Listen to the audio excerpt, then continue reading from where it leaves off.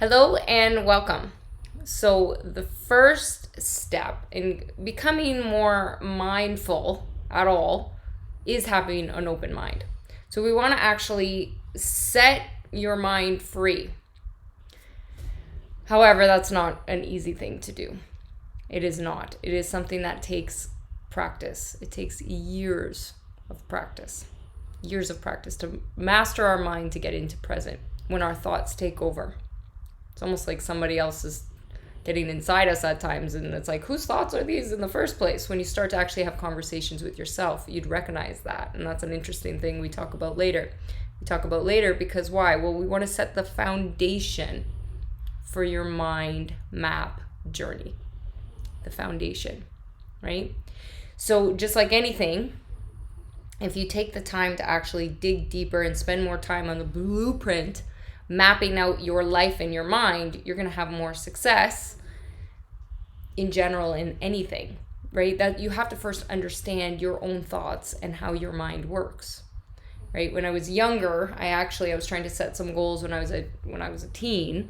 I said, okay, I want to, achieve goals. I'm going to become, I want to lose weight, change my appearance, blah, blah, blah, blah, blah, become a professional fitness model. And I was actually struggling with setting those goals that way. I was like, this is boring. I don't like setting goals. I need to make this more fun. So I actually went to the dollar store, got myself a Bristol board, and drew out a game. Kind of like if you were to have the Candyland board game, there's a game, it's a game board. It was the same thing. And I mapped it out along the way, and I set myself little targets and little rewards along the way. Now, truth be told, I put that board on my wall, and I said, okay, I'm going to go through this, and I'm going to, get to the end, right? And I'm going to follow this journey. I didn't follow that map. No. It came to my attention in my later years, now looking back. Did I achieve the goals, though? Actually, I want to say that. Did I achieve the goals of becoming a professional fitness model? I absolutely did. Did I do it by following that little map? No, I did not. Years later, though, now 20-something, plus years later, I look back and I go, oh, okay, well, that's an interesting concept. And I'm going to take that and put it into something. I have one of my very good friends. She's the type that here's her list. This is the order. She follows the instructions and she goes 1, 2, 3, 4, and she has to have that process. I looked at my life and I've never been able to do that.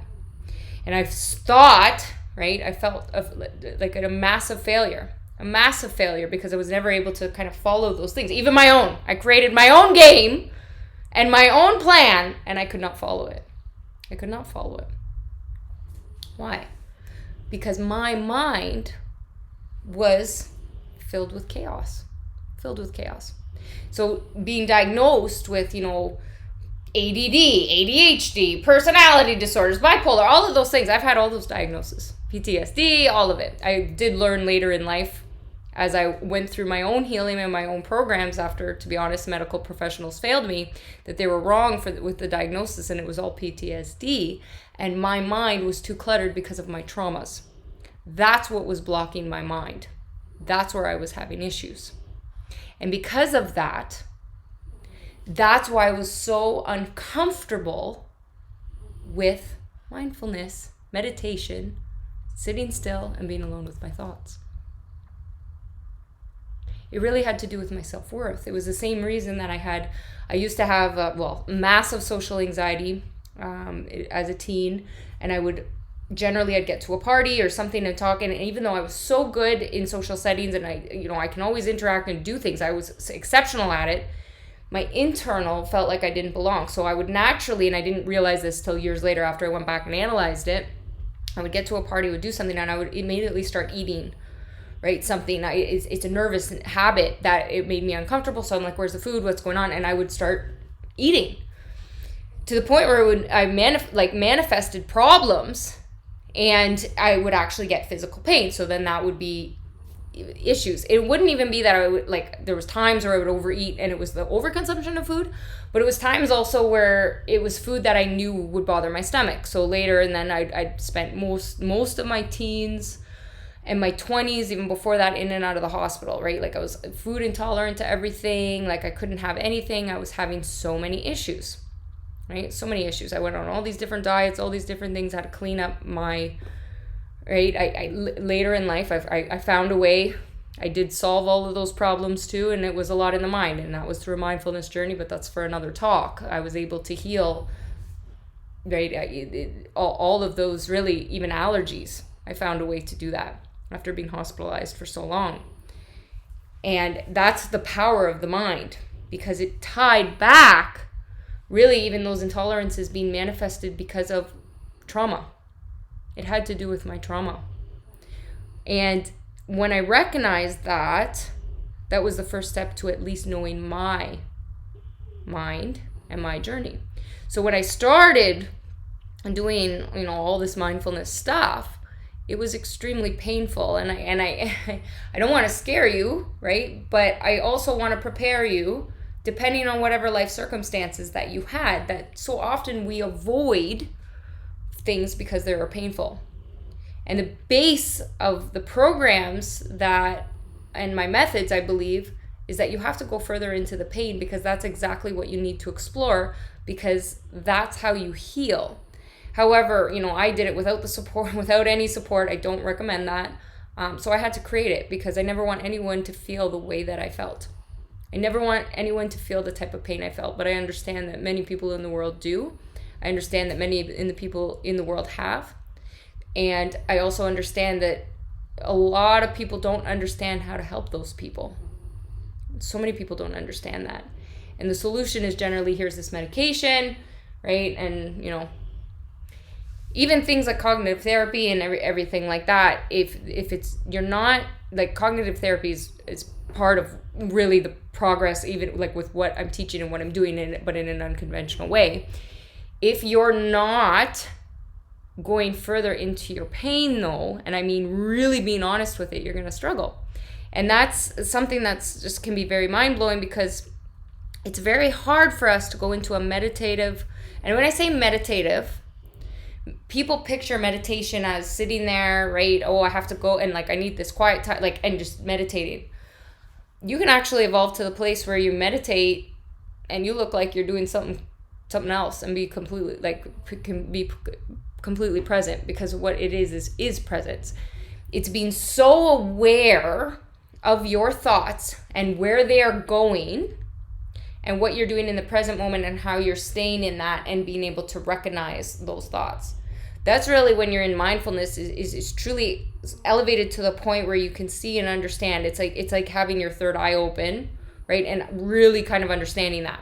And that's going to go, people are like, what are you talking about with the third eye? So I don't teach things in a spiritual sense. I am a spiritual person, but that's not my methods of teaching. But in mindfulness, it's understanding.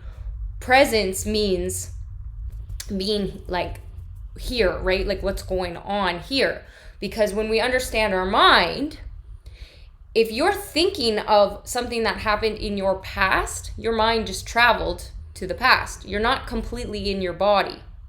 If you're thinking or have anxiety about something that's happening in the future, right? You're thinking about the future, well, you're having anxiety, well, that your mind has gone somewhere else, you're not present. So how can you be present in the moment and be aware of those thoughts? Why people really generally struggle is when they have to sit with their own thoughts. It's because it comes with a flood of the things that we've been avoiding for so long. And that's where the subconscious mind can take over, which has to do with so many other things. And you can actually become so aware of your subconscious mind, those thoughts can come forward, that you can be so present you can control the subconscious mind. And that's where that is where I go back to this mind map journey. So this mind map journey that I was not able to follow when I was in my teens, I redid it later on, and I'm on it. And that was an interesting thing, because I went, but what's the difference? 20-something years later, I was still on it. I just redid it. And that's where we have to learn that our minds are going to take us into different places at different times for different reasons, because sometimes we're pulled in different directions, almost to save us. And when we become so mindful, we actually get into a flow with the universe, a flow. So that's where we're letting go and we're letting go of trying to control everything. So that's where being aware of the thoughts that come in. Okay, I'm starting to get anxious and think about something. Why? Well, that has to do with the future. Okay, why? So it's being able to be present and say, I know I'm having these thoughts, X, Y, Z, why? And then being able to have a conversation with ourselves in present about that situation. Same thing when our past memories come out at us, right? And we're somewhere else or whatever, and however we felt about that. How we feel, the narrative in our head with that particular memory is our perspective and our point of view. So if it's something that is triggering you and causing you trauma or pain, you have to actually go back and continuously revisit that memory over and over until you can change the story and your point of view. Whoa, right? Whoa. How? Try looking at it through someone else's eyes. If you continuously repeat it, right? So often we tell ourselves a story, something that happened, and that ties to our self-worth. I believed my whole life I wasn't worthy. I was able to give love, so publicly I'd look very different to people than what was going on in my mind internally. And I had to later go, hold on, what is the narrative in my head? And I had to recognize that narrative in my head. And that's when we can come to a true elevated mindfulness status, right? But that takes years and years and years of work to get to that truly elevated status. So that's why I say it's a journey. Our life is a journey. It's a journey of our mind. Our bodies are going to change. We're going to change. How does your mind change? A lot of people's body changes and their mind doesn't change. And that's why you see so many people stuck really like reliving like the glory days, or they're stuck almost like they're adults like children, or adults like teenagers, or whatever, because they're stuck, because they're not willing to grow. And if you're not willing to grow, you're already dead. So the only way to grow as a human, and I mean really grow, is to look at your own life as a lesson. As a lesson. Every day is a lesson. Every day is a gift. Every day is an opportunity for you to get to know yourself, to become a better person so you can have a better life and empower, more people around you too. Because if you feel better about yourself, you're going to help others feel better too, right? They're going to want to be around you. People are never going to remember you.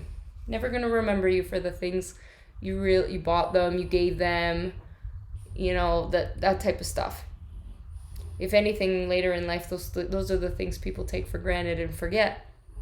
And generally because it creates a certain type of person that you surround yourself with. People will remember you for how you made them feel. How you make somebody feel is the greatest currency you can have. But if you don't make yourself feel good, and you don't start there as your own best friend, what's the point of any of it anyway? I learned that was my issue. I was exceptional at giving everybody else love, but I talked to myself terribly. I was horrible to myself, and that eventually led to my demise. It did. It led me to a depression, a deep, dark depression. Because depression is anger turned inward. I just couldn't take it anymore. Depression is not a choice. It's not just sadness. You just can't do it anymore. Your body just gives up. because the brain isn't in line with what is happening around, right? And that can be a very deep concept for some people to grasp. So I'm not going to get too much into it, but the first understanding is recognizing your mind's journey, yourself. Can you honestly say you know why you're on this earth? Can you honestly say you found your life's mission? Do you believe in that at all? Do you believe that you have a purpose? Or are you just thinking, right? That's the first start, because it's going to be hard to find mindfulness if you don't believe anything has purpose. Or you can come into mindfulness and not think anything, or not believe everything has purpose, and then you just live a very, I'm going to just be blunt, selfish life, right? Then you think the whole world just revolves around you and you're not really considerate to other people. A lot of people like that. Lots of people like that. They're also known as narcissists.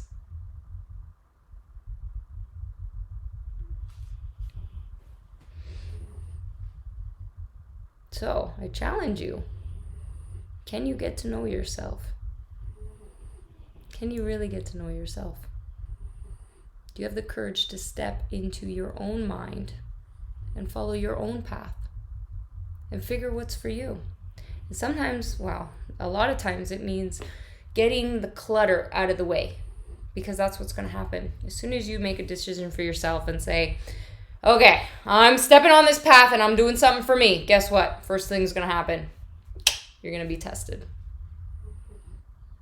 You're going to be tested on your commitment. How committed are you to yourself? How committed are you to yourself to get to know yourself? And I mean know every little bit of you. Can you get to know your dark side? Everyone has one. And that's generally what people avoid, and why they can't do mindset training. Because they're too afraid of their own demons. They're too afraid to be brutally honest with themselves. Why? Because if they were, they wouldn't have most of the things that they're surrounded with. They'd probably not be in the relationship they're in. Maybe they'd have to stop talking to a sibling because that sibling is not healthy for them. Maybe they'd have to leave a job they don't like, which means losing, the big house they have and starting again. Most people don't want to do that. Why would you, right? Because it's uncomfortable. Sometimes that's the necessity to reset. It's like, so if I had a dollar bill that I was holding on to, right, and I'm holding on so tight and my hand's already closed, I can't grab the $100 bill. You have to let go for something better. Sometimes that means taking steps back to move forward. And as a person who's already done this, who gave up everything, after she hit that depression, destroyed herself and everything around her to rebuild herself. And it was the best thing she ever did. Well, most people aren't willing to do that. Now, that was my circumstance because it had to be extreme. Why? Because my traumas were extreme. My traumas just happened to be extreme. And I'm hoping to God yours aren't that dramatic or that it hasn't been that bad for you. I really hope it hasn't. But understand, if it gets to that point, that might have to be where it goes. That might be what it is, right? A lot of people can't grasp their head around that, right? Because they don't want to lose the things they've had. They've had building that up. But I had to learn that I had to lose to win. Lose to win. It's like a rebirth, right? Death to a rebirth, because then you can reinvent yourself in any way when you have a clean slate. if you can get this programming here, clear, so that you're guided and you're like, yeah, I trust myself. I trust what's going on in my head. I can sit with myself. I can have a conversation. And I trust my intentions are good. My intentions are good for myself, and my intentions are good for the people around me. Right? I understand that actions I take might hurt others around me, but I'm not trying to hurt anyone around me. That's the difference. Right? Because once you start making changes for yourself, that's going to make the people around you very uncomfortable. Very uncomfortable. A lot of the times. Most of the times. Because people are only comfortable. Most people are comfortable with where you're at right now. And it's threatening when you make changes to improve yourself. Why? Because a lot of times there's two things. One, they might fear of losing you, right? Like, oh my God, you're doing all of these things. And their fear of them being left behind. But also, it's also a mirror reflection of them that maybe they're not doing enough. So it's natural that actually most people want to tear you down. It's like crabs in a bucket. So you're going to notice when you take that you say, I want to improve my life and I'm going to do these things, that's generally when the people around you are going to start giving you a harder time, especially your loved ones. Especially your loved ones. So I call myself an unconventional coach because I'm a little bit more straightforward than most. More straightforward than most. Why? Because I've been to hell and back. And I survived. My worst fears did come true. Yes, they have. And I was able to rebuild. And because of that, it's my mission and my life's mission to educate as many people as possible and help as many people as I can.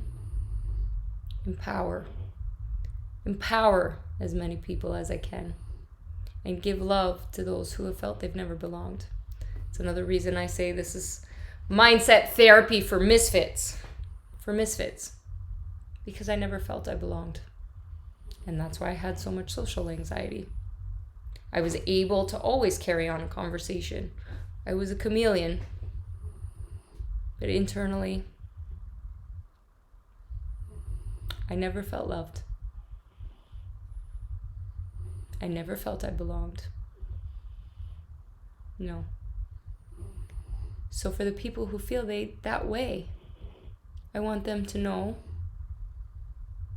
that they're loved. If you found this video and you're watching it, then I love you. And that sounds crazy. Crazy. But it's the truth, because I appreciate people who would take the time, where are we at now, to spend 23 minutes watching this.